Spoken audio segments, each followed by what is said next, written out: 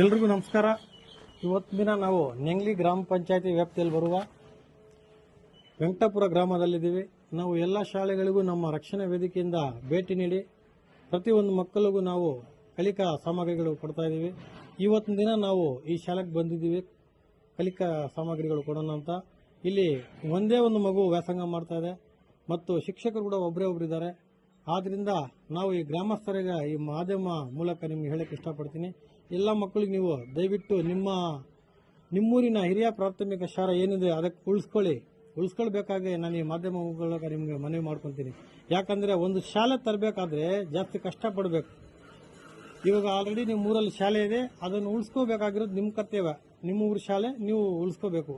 ಹಾಗಾಗಿ ನಾನು ದಯವಿಟ್ಟು ನಿಮ್ಮ ಹತ್ರ ನಮ್ಮ ಸಂಘಟನೆ ವತಿಯಿಂದ ನಿಮ್ಗೆ ಮನವಿ ಮಾಡ್ಕೊಂಡಿದ್ದೇನೆಂದರೆ ಇಲ್ಲಿ ಹೆಚ್ಚಾಗಿ ಮಕ್ಕಳನ್ನು ಸೇರಿಸಿ ನಿಮ್ಮೂರು ಸರ್ಕಾರಿ ಶಾಲೆಯನ್ನು ಉಳಿಸಬೇಕಾಗಿ ನಮ್ಮಲ್ಲಿ ಮನವಿ ಮಾಡ್ಕೊತೀನಿ. ಜೈ ಹಿಂದ್, ಜೈ ಕರ್ನಾಟಕ ಮಾತು.